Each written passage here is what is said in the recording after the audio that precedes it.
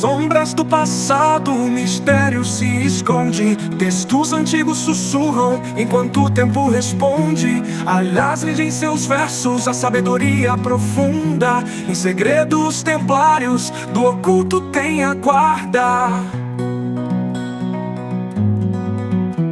Por John D. Wormius, em busca de um culto. Histórias que se entrelaçam, memórias se fundem no oculto. Estão no Necronomicon, símbolos da história, influências na arte, mistérios em glória.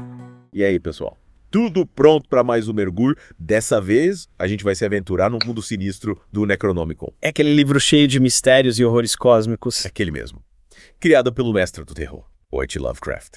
Só que tem um detalhe, né? O Necronomicon não é só uma invenção. A história por trás dele é tão bem elaborada, tão rica em detalhes, que até parece real. Exato. E é isso que a gente vai explorar nesse mergulho. Será que o Lovecraft se baseou em algum livro real para criar o Necronomicon? A gente vai usar como guia o livro do R.K. Tugman, que fez uma pesquisa incrível sobre a história secreta do Necronomicon. E preparem-se, porque essa história é de arrepiar. A gente vai viajar no tempo e no espaço. Do Egito Antigo aos Cavaleiros Templários, passando até por um rei que, segundo a lenda, enlouqueceu por causa do Necronomicon. E o mais assustador é que a história do Necronomicon pode começar muito antes do Abdul al-Azred, o árabe louco, que supostamente escreveu o livro. Sério. Tipo, o livro já existia antes do Al-Azred.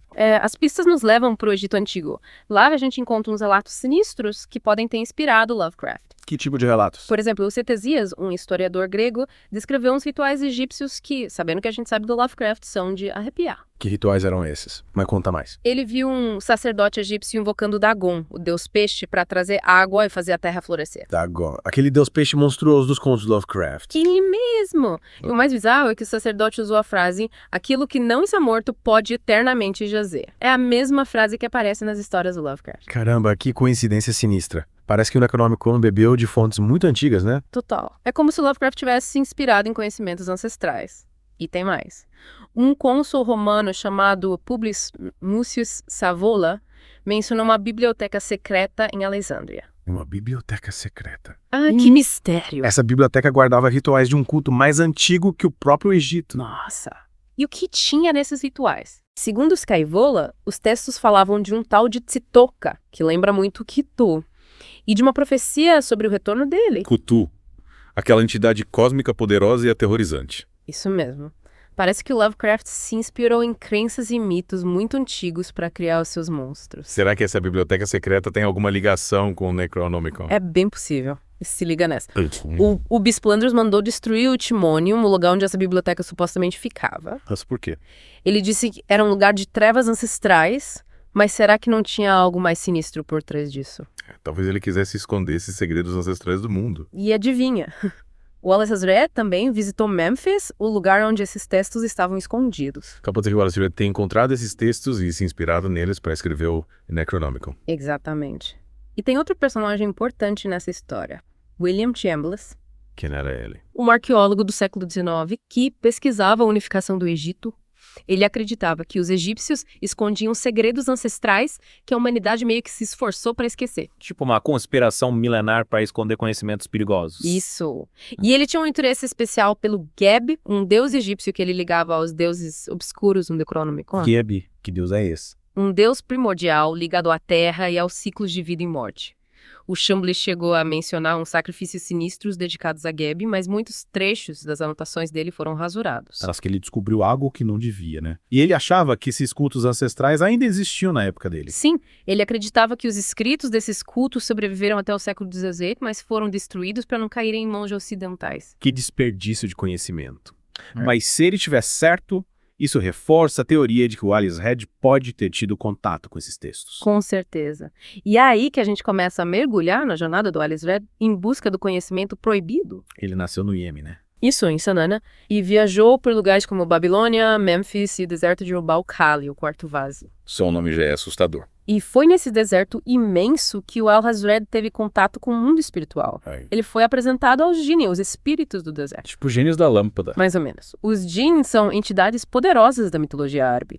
O Al-Azred aprendeu a se comunicar com eles. Que incrível! Mas como os Jinn se conectam com o Necronomicon? Alas Red se juntou à Irmandade dos Ouvintes, um grupo que guardava a sabedoria dos Jinn através da tradição oral. Eles não usavam livros, o conhecimento era transmitido de boca em boca. Nossa, que interessante. Imagina o desafio de guardar tanto conhecimento só na memória. O livro que terminará essa saga na magia de Necronomicon será o Grimório Necronomicon, que será apresentado no próximo domingo, com a conclusão desse ciclo de obras, nos mostrando e nos abrindo as portas dos mistérios de Necronomicon.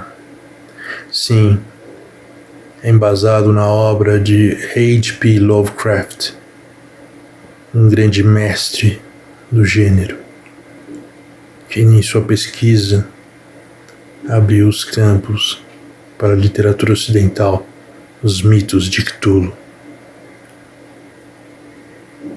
Seja convidado ou convidada para entrar nesse mistério.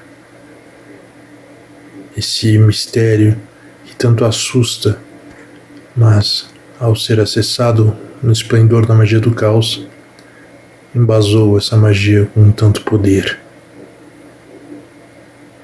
Não peça para saber quando ou quanto tempo eles são antigos, pois não há tempo nesse plano. Convido-lhe a entrar e satisfazer-se entre nós. Aqui no...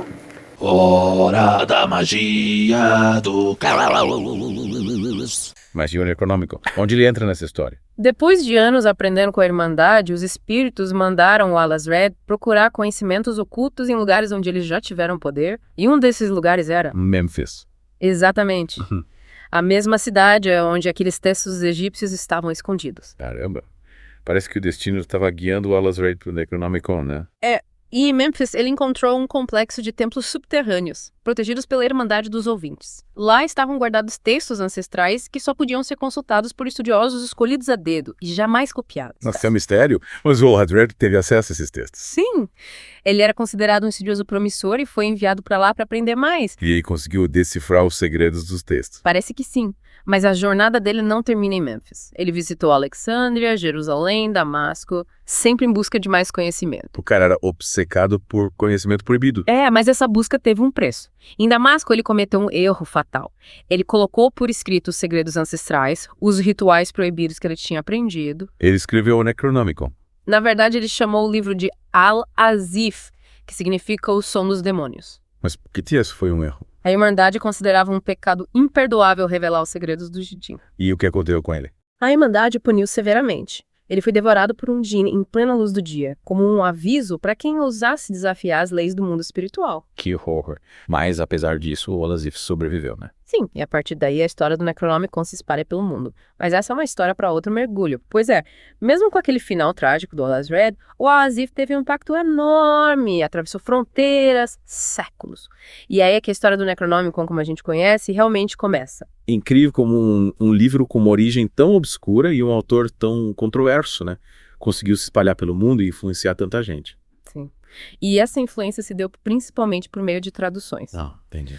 A primeira delas foi feita por Theodoros Filetas, um estudioso de Constantinopla. Ele traduziu o Al-Azif para o grego. E deu a ele o nome que conhecemos hoje, Necronômico. Necronômica, livro dos nomes dos mortos. Só o nome já causa arrepios. Já dá para imaginar o tipo de conhecimento que ele devia ter. E essa tradução grega, né, reacendeu o interesse por ocultismo em Constantinopla. Mas o livro era perigoso. Imagina. Vários relatos contam que as tentativas de usar os rituais descritos no Necronomicon resultaram em desastres. Não. Tanto que o patriarca da cidade, ele ordenou a destruição de todas as cópias. Caramba, a igreja reconheceu o poder do Necronomicon, né? E ficou com medo da influência. Exatamente. Essa tentativa de suprimir o Necronomicon mostra como ele era visto como uma ameaça real. Mas, como a gente sabe, algumas cópias sobreviveram. Uma delas foi parar nas mãos de um grupo bem peculiar. Que grupo? Os Cavaleiros Templários. Os Cavaleiros Templários, É. aqueles guerreiros medievais que lutavam nas cruzadas. Que eles teriam a ver com o Necronomicon. É aí que a história fica ainda mais interessante. Depois de uma derrota pesada nas cruzadas, alguns templários desiludidos foram para Constantinopla em busca de respostas. Sim. E lá eles ouviram falar do Necronomicon e do poder que ele supostamente continha. Será que eles viram no Necronomicon uma chance de, sei lá, recuperar força? Tipo uma arma secreta. É bem possível. Eles acreditavam que os segredos do livro poderiam ajudá-los a retomar a Terra Santa. E vamos combinar, os templários já tinham fama de se interessar por ocultismo. É verdade. Eram acusados de heresia, né? De adorar entidades demoníacas. Exato. E o Necronomicon se encaixava perfeitamente nesse contexto. Eles conseguiram 3 cópias do livro e levaram para a Europa. E pra onde elas foram parar? Um dos templários levou uma cópia para a Espanha, enquanto os outros 2 a depositaram no monastério, em Basel, Basel. na Suíça. Que mais tarde virou a Universidade de Basel. Universidade de Basel. Pois é. E até hoje ninguém sabe ao certo como os templários usaram o Necronomicon. Será que ele contribuiu para os sucessos deles ou para a queda da ordem? É um mistério. Mas o que a gente sabe é que depois que a Ordem dos Templários foi dissolvida, muitos dos livros deles foram parar em universidades. Incluindo o Necronomicon. Incluindo o Necronomicon. E foi assim que ele echasse as mãos de estudiosos como o Dr. John Dee. Exatamente. John Dee, conselheiro da Rainha Elizabeth III, se interessou pelo Necronomicon e começou a traduzi-lo para o inglês. Mas, como a gente viu, a tradução do Dee nunca foi concluída. É verdade, tudo por culpa do Matthew Line. Isso mesmo. O Line roubou as cópias da tradução e sumiu do mapa. Embarcou numa expedição para Roanoke. Roanoke. Aquela colônia que desapareceu. É. Será que o Necronomicon tem algo a ver com o sumiço dos colonos? Como sabe, é uma teoria interessante. E é na América do Norte que o Necronomicon parece ter se enraizado. Mas antes de voltarmos para a América, preciso te contar sobre o Olaus Wormius, Wormius? um estudioso dinamarquês que também traduziu o Necronomicon. Ele traduziu para latim e, acredite que é, para alemão também. Para alemão. A tradução latina tornou o livro acessível a um público acadêmico mais amplo e a tradução alemã é um mistério. Só existem 3 cópias conhecidas. 3 cópias. E uma delas está ligada a acusações de bruxaria. Bruxaria. Durante a Guerra do Norte, soldados suecos acusados de bruxaria teriam usado o Necronomicon para invocar criaturas marinhas Caramba, que sinistro. que atacaram navios dinamarqueses, e essa influência não se limita a guerras. Uma das histórias mais fascinantes envolvendo o Necronomicon é a do rei Ludwig III da Baviera. Ludwig Sara, aquele que construiu o castelo de Neuschwanstein. Ele mesmo. O Ludwig III era conhecido pela excentricidade e pelos projetos grandiosos, mas, de acordo com alguns relatos, ele teria encontrado a tradução alemã do Necronomicon A tradução alemã. na biblioteca da família. E o que aconteceu depois? Dizem que a leitura do Necronomicon mexeu com a mente do Ludwig III.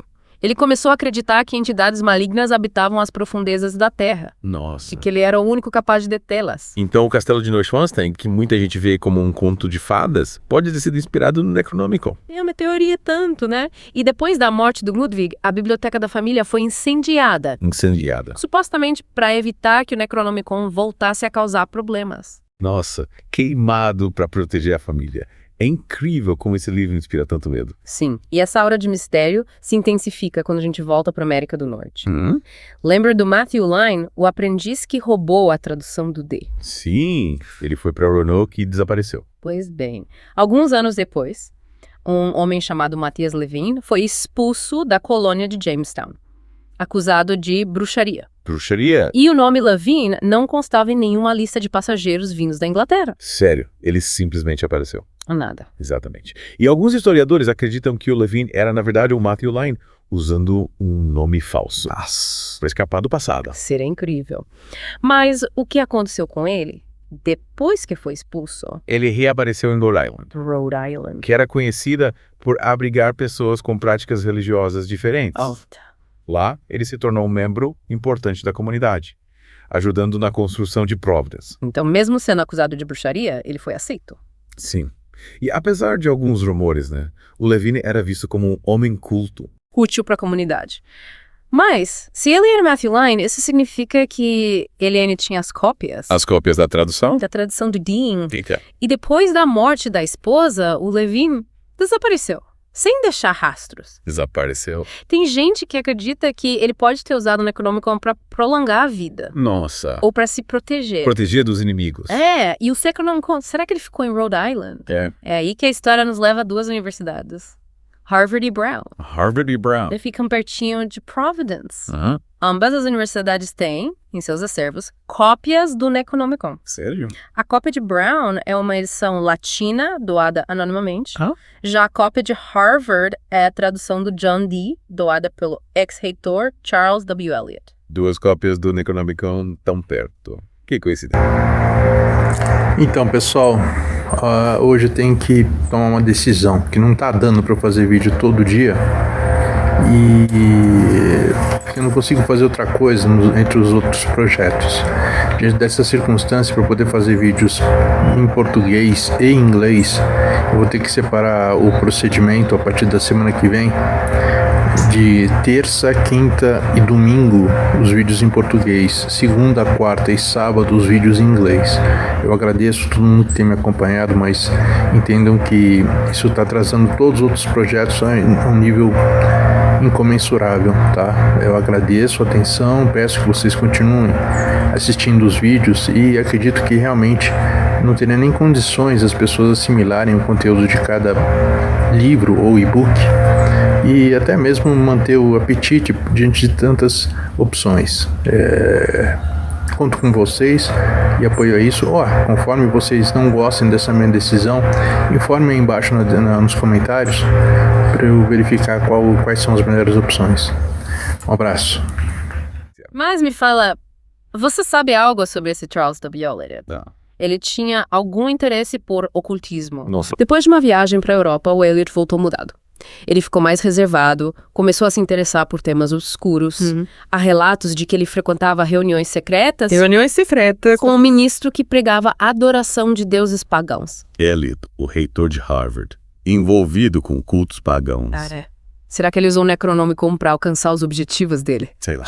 Infelizmente, muitos detalhes sobre a vida do Eliot permanecem obscuros. E o Necronomicon continua lá, em Harvard e Brown.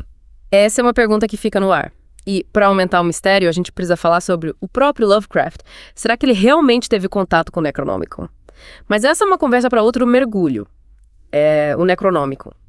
Ele saiu dos livros, né? Foi parar nos filmes, nos jogos, nas músicas. Virou um ícone do horror, um símbolo de conhecimento proibido. E continua aterrorizando as pessoas até hoje. Eu me lembro de ter visto o Necronomicon em A Morte do Demônio. Jason vai pro inferno. Até os caça-fantasmas. O Necronomicon, ele se espalhou. Mas como será que ele saiu, né, daqueles círculos acadêmicos obscuros e foi parar no mainstream? Eu acho que o próprio Lovecraft tem culpa nisso. Ao colocar o livro nos contos dele, ele despertou a curiosidade das pessoas.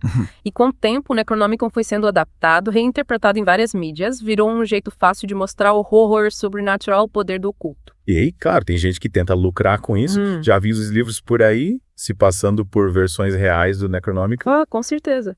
Mas a gente sabe que o Necronomicon, como Lovecraft descreveu e como R.K. Tillman pesquisou, continua sendo um mistério.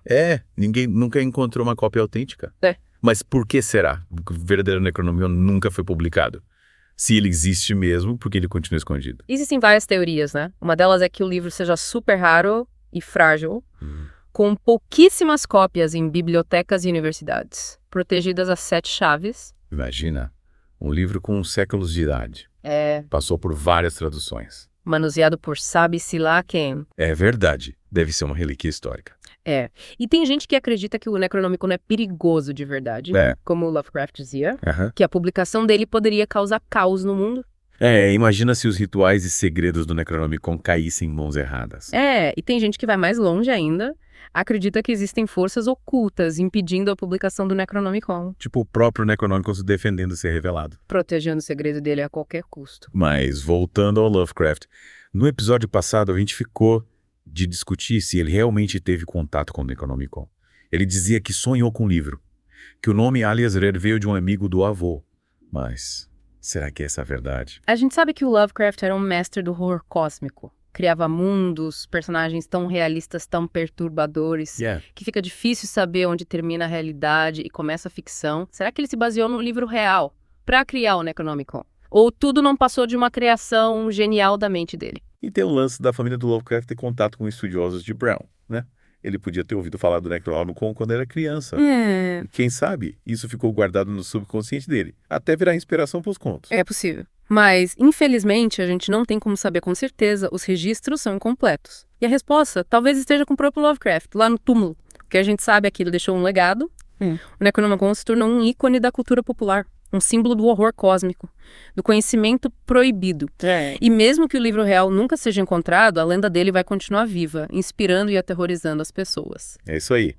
Chegamos ao fim da nossa jornada pelo mundo Necronômico. Espero que vocês tenham curtido esse mergulho nesse mistério fascinante e sinistro.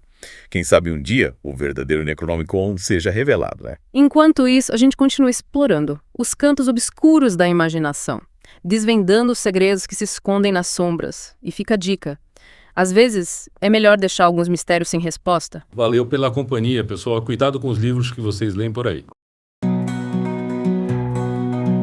Lovecraft na sua infância trouxe seu sonho a vagar, do sentimento que lhe vicia, um convite a se jogar.